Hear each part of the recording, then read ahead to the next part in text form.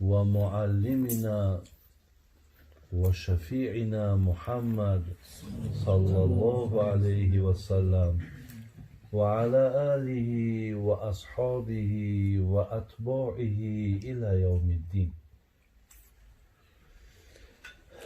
برادران خیلی عزیز و گرامی، الحال که ما و شما به دعوت اهل این خاندان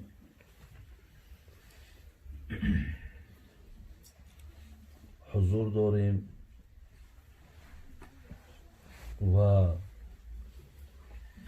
در یکی از محفل های زنده شدن یکی از سنت های رسول اکرم صلی الله علیه و سلم، الحمدلله رب العالمین که ما و شما شرکت داریم، از خدای بسیار بسیار مهربان دعاگوی او هستم که خداوند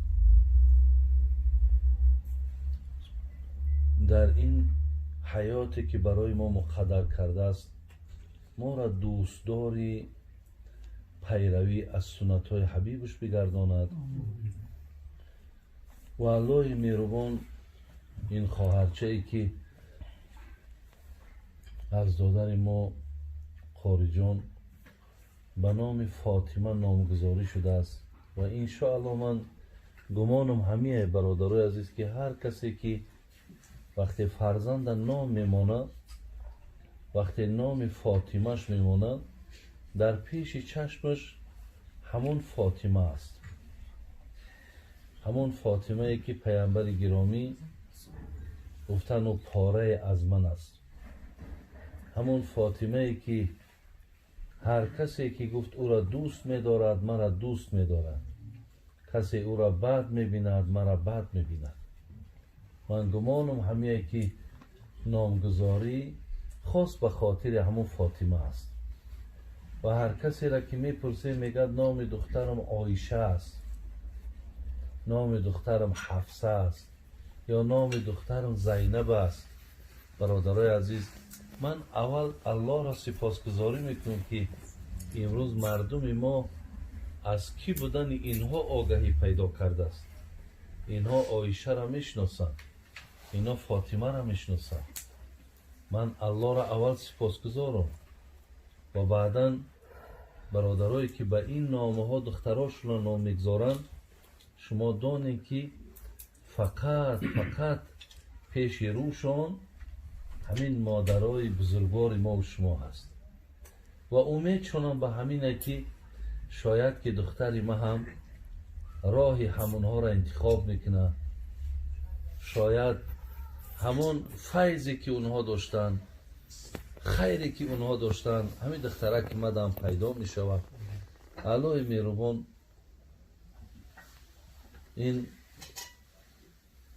خواهرچه عزیز ما فاطمه را به همون تقوا، به همون شب زنده داری هایی که فاطمه داشت، خدای مهربان این خواهرچه ما را همون تقوا را نصیب گرداند و الله مهربان خودش میداند که اینجا شاید نفرهایی باشد که در انتظار این نعمت خدا هم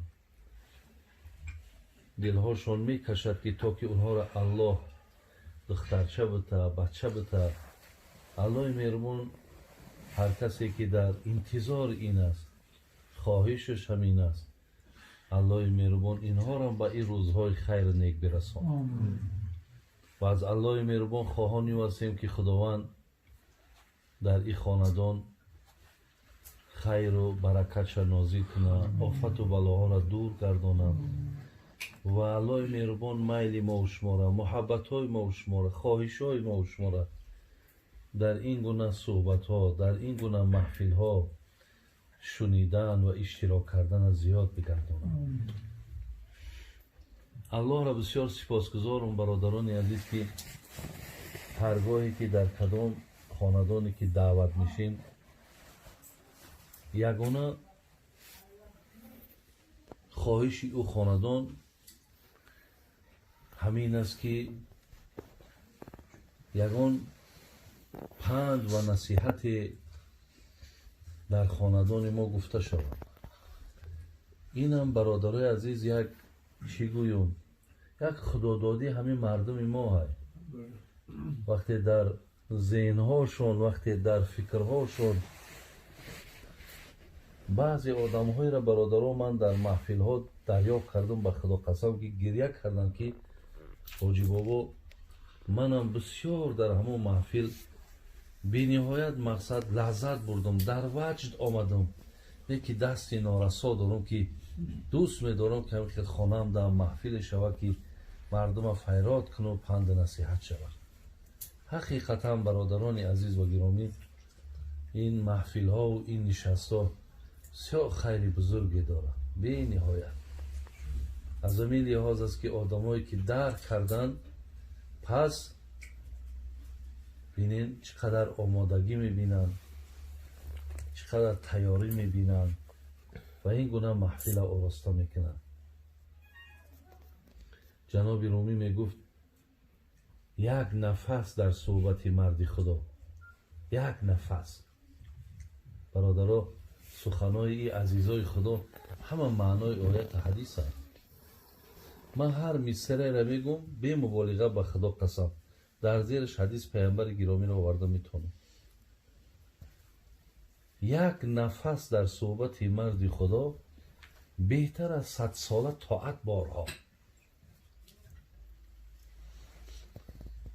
هزارها رکعت نافله بخون با 10 دقیقه که در همین جا تو قال الله و قال رسول الله میشود ثوابش برابر شده نمیتونه.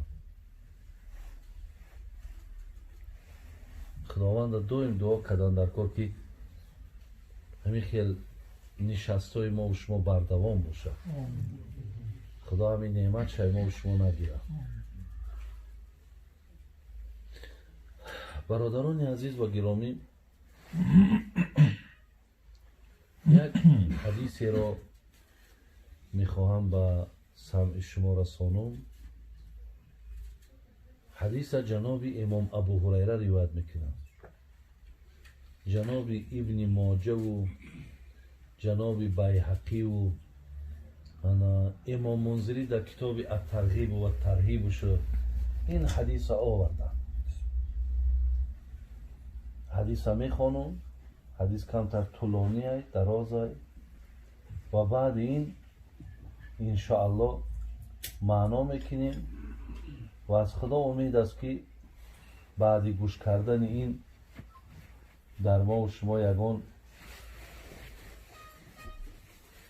دیگرگونی، یگان تغییرات یا پایبند شدن این حدیث پیامبر گرامی پیدا شود. جناب امام ابو هریره میگه پیامبر نازنین گفتن که این مما یلحق المؤمن من عمله و حسناته بعد موته علما علمه و نشره او ولدا صالحا ترکه او مسجدا بناه او بیتا لابن سبیل بناه او نهرا اجراه او صدقة اخرجها من ماله في حياته و صحته یلحقه من بعد موته.